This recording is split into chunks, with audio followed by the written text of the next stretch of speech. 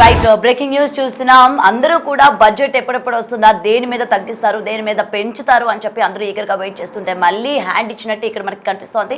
అయితే దీనికి సంబంధించి ఇప్పటికీ ఇన్కమ్ ట్యాక్స్లలో సామాన్యులకు ఊరట ఇవ్వనట్టే మనకి ఇక్కడ క్లియర్గా కనిపిస్తుంది. అయితే లాస్ట్ టైం పెట్టుకున్న హోప్స్ సరే ఈసారి బడ్జెట్లోనైనా ఇన్కమ్ ట్యాక్స్కి సంబంధించి సామాన్యుడికి ఎటువంటి హోప్ ఇస్తారు అని చెప్పి కూడా అందరూ ఈగర్గా వెయిట్ చేస్తుంటే ఈసారి కూడా ఎటువంటి హోప్ ఇవ్వకుండా మనకి కనిపిస్తోంది. అయితే పన్ను స్లాబుల్లో ఏ మాత్రం కూడా మార్పు చేయని మంత్రి అని కూడా ఇక్కడ చెప్తూ ఉన్నారు. అయితే ప్రస్తుతం ఉన్న 5 స్లాబులే కొనసాగిస్తున్నట్టు కూడా తెలుస్తోంది. ఇటు కార్పొరేట్ ట్యాక్స్లు యథాతథం. అయితే కేంద్ర బడ్జెట్లో భారీ నష్టాల్లో స్టాక్ మార్కెట్లు. ఇటు ఏప్రిల్ 1 నుంచి కొత్త ఐటీ చట్టం అమల్లోకి రాబోతున్నట్టు కూడా తెలుస్తోంది. అయితే ఇటు సవరించిన పన్ను రిటర్న్స్ దాఖలు గడువు పెంపు. అయితే డిసెంబర్ 31 నుంచి మార్చి 31 వరకు పొడిగింపు. సరళతరం చేసిన ఫారాలు త్వరలో అందుబాటులోకి వస్తున్నట్టు కూడా తెలుస్తోంది. ఇటు సామాన్యులు సైతం ఫైల్ చేసేలా కీలక మార్పులు కూడా చేపడుతూ ఉన్నారు. ఇటు మోటార్ యాక్సిడెంట్లు పరిహారం వడ్డీపై పన్ను తొలగించినట్టు కూడా తెలుస్తోంది. అయితే విదేశీ టూర్లపైన 2% పన్ను తగ్గించినట్టు కూడా తెలుస్తోంది. అయితే దీనికి సంబంధించి అసలు నిర్మలా సీతారామన్ ఏమంటున్నారో ఆవిడ బయట ఒకసారి విందాం. Speaker sir, I now present my proposals on direct taxes. New Income Tax Act. In July 2024, I announced a comprehensive review of the Income Tax Act 1961. This was completed in a record time, and the Income Tax Act 2025 will come into effect from 1st April 2026. The simplified income tax rules and forms will be notified shortly, giving adequate time to taxpayers to acquaint themselves with its requirements. The forms have been redesigned such that ordinary citizens can comply without difficulty. Ease of living. I propose that any interest awarded by the Motor Accident Claims Tribunal to a natural person will be exempt from income tax, and any TDS on this account will be done away with. I propose to reduce TCS rate on the sale of overseas tour program package from the current 5% and 20% to 2% without any stipulation of amount. I propose to reduce TCS rate for pursuing education and for medical purposes under the Liberalized Remittance Scheme, popularly known as LRS, from 5% to 2%. Supply of manpower services is proposed to be specifically brought within the ambit of payment to contractors for the purpose of TDS to avoid ambiguity. Thus, TDS on these services will be at the rate of either 1% or 2% only. I propose a scheme for small taxpayers wherein a rule-based automated process will enable obtaining a lower or nil deduction certificate instead of filing an application with the assessing officer. For the ease of taxpayer holding securities in multiple companies, I propose to enable depositories to accept Form 15G or Form 15H from the investor and provide it directly to various relevant companies. I propose to extend time available for revising returns from 31st December to up to 31st March with the payment of a nominal fee. I also propose to stagger the timeline for filing of tax returns. Individuals with ITR 1 and ITR 2 returns will continue to file till 31st July, and non-audit business cases or trusts are proposed to be allowed time till 31st August. TDS on sale of immovable property by a non-resident is proposed to be deducted and deposited through resident buyers and his or her PAN-based challan instead of requiring a TAN, which is a temporary accounting number.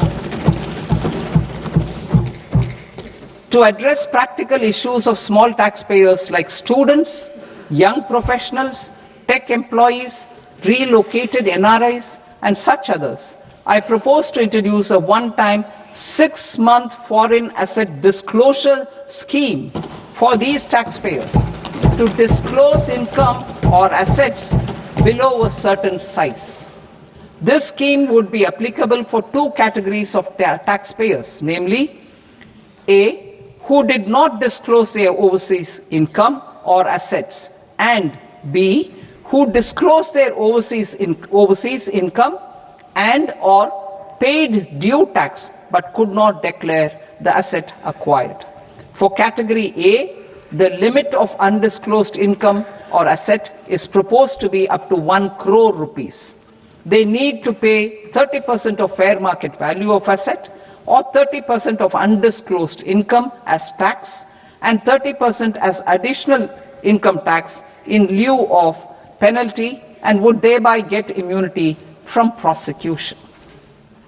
For category B, asset value is proposed to be up to 5 crore rupees. Here, immunity from both penalty and prosecution will be available with a payment of fee of 1 lakh rupees. Right, దీనికి సంబంధించి పూర్తి updates మా ప్రతినిధి శివ ఇస్తారు phone ఇన్లో. Right Shiva, అయితే ఇక్కడ మనం చూసుకున్నట్టయితే బడ్జెట్ ఈసారి కూడా సామాన్యుడికి ఎటువంటి న్యాయం చేసినట్టు మనకి ఇక్కడ కనిపించట్లేదు. అయితే ముఖ్యంగా ఎన్ఆర్ఐలకి ఇది చాలా ఊరట కల్పించే విషయమైనా చెప్పాలి బడ్జెట్. అయితే దీనికి సంబంధించి పూర్తి అప్డేట్స్ ఏంటి శివ? రైట్ గౌతమి, ఈ రోజు కేంద్ర ఆర్థిక బడ్జెట్ నిర్మలా సీతారామన్ ఆర్థిక మంత్రి ప్రవేశపెట్టారు. అయితే దీంట్లో ప్రధానంగా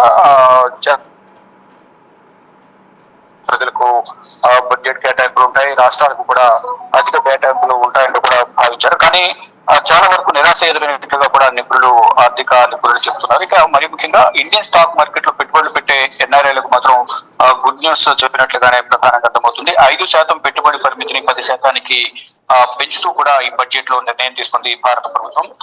భారతీయ కంపెనీలలో వాటాలను తీసుకునేందుకు వీలుగా రూల్స్ అనేది ఫ్రేమ్ చేశారు. ఒక ఎన్ఆర్ఐ స్థిరాస్తిని కొనుగోలు చేసినప్పుడు చెల్లించే పన్నులపై ఉపశమనం కల్పించింది కేంద్ర ప్రభుత్వం. ఇక దీర్ఘకాలిక అమ్మకం విలువపై 20%, స్వల్పకాలిక ఉపశమనంపై 30% టీడీఎస్ అనేది తగ్గిస్తూ కూడా ఈ బడ్జెట్ లో కేంద్రం నిర్ణయం తీసుకుంది. ఇక ఆస్తి అమ్మకంపై అదనంగా ట్యాన్ చెల్లింపులకు కూడా కేంద్ర ప్రభుత్వం ఊరట నిశ్చితనేది ప్రధానంగా అర్థమవుతుంది. ఇక సవరించిన పన్ను రిటర్నుల దాఖలు గడువు అనేది కూడా ఈ బడ్జెట్ సందర్భంగా కేంద్ర ప్రభుత్వం నిర్ణయం తీసుకుంది. డిసెంబర్ 31 నుంచి మార్చి 31 వరకు కూడా పొడిగించింది. సరళతరం చేసిన ఫారాలు త్వరలో అందుబాటులో కంటే అందరికీ వీలుగా అన్ని వర్గాల వారికి అర్థమయ్యే విధంగా కూడా ఈ రిటర్న్ ఫార్మ్స్ ఏవైతే ఉన్నాయో ఆ ఫార్మ్ ని కూడా అర్థమయ్యే విధంగా అంటే సామాన్యులు సైతం ఫైల్ చేసే విధంగా కీలక మార్పులు తీసుకొచ్చింది కేంద్ర ప్రభుత్వం. మోటార్ యాక్సిడెంట్ల పరిహారం వడ్డీపై కూడా పన్ను తొలగించింది.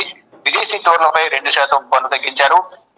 చదువు, విద్య, వైద్యంపై టీడీఎస్ అనేది 5 నుంచి 2% కేంద్ర ప్రభుత్వం తగ్గించింది. ఇక మ్యాన్ పవర్ సరఫరా చేసే సంస్థలపై టీడీఎస్ తగ్గించింది. అంటే ఏదైనా సంస్థలకు ఉద్యోగులను సరఫరా చేసేది ఏదైనా సెక్యూరిటీ ఏజెన్సీ కానీ ఇతర ఏజెన్సీలు ఉన్నాయో వారికి టీడీఎస్ అనేది తగ్గించింది. ఇక చెప్పినట్లుగా ఎన్ఆర్ఐలకి అయితే గుడ్ న్యూస్ చెప్పింది. వారు అక్కడి నుంచి ఇక్కడ భారత్ లో పెట్టుబడి పెట్టేందుకు అవకాశంగా వీలుగా కూడా వారికి కొన్ని మినహాయింపులు కూడా ఇచ్చింది. ఇక భారత స్టాక్ మార్కెట్ లో పెట్టుబడులు పరిమితాన్ని కూడా పెంపొందించారు. ఇక భారత్ లో ఆస్తుల అమ్మకాలపై ఇక్కడ నుంచి నో ట్యాన్ అనేది కూడా విధించినట్టు తెలుస్తోంది.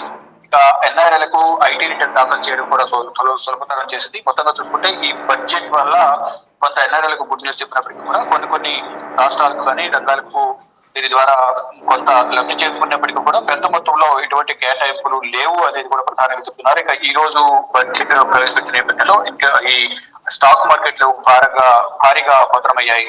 ఎన్ఎస్సీ నిఫ్టీ కానీ మరోవైపు ఇతర రంగాలు ఏవైతే ఉన్నాయో ఈ స్టాక్ మార్కెట్లన్నీ కూడా చాలా వరకు నష్టాలు చవి చూశాయి. వీటితో పాటు ఇప్పుడు కొన్ని రాష్ట్రాలకు కారిడార్స్ కూడా ప్రకటించింది. ఇతర రాష్ట్రాలకు సంబంధించి కానీ ఇతర రైల్వే కారిడార్స్ ఇవన్నీ కూడా రాష్ట్ర ప్రభుత్వాల్లో హైదరాబాద్ నుంచి చెన్నై నుంచి బెంగళూరు ఇతర రాష్ట్రాలను కలుపుతూ 7 కారిడార్లను కూడా కేంద్ర ప్రభుత్వం బడ్జెట్ లో నిధులు కేటాయిస్తూ కూడా నిర్ణయం తీసుకున్నట్లుగా తెలుస్తోంది. Right Shiva, thank you.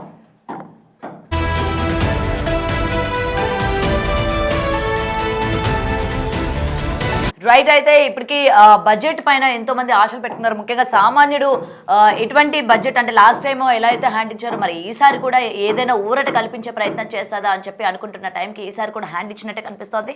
ముఖ్యంగా ఇండియన్ స్టాక్ మార్కెట్లోని పెట్టుబడి పెట్టే ఎన్ఆర్ఐలకు ఈ బడ్జెట్ కనుక చూసుకున్నట్లయితే ఇది నిజంగా గుడ్ న్యూస్ అనే చెప్పాలి.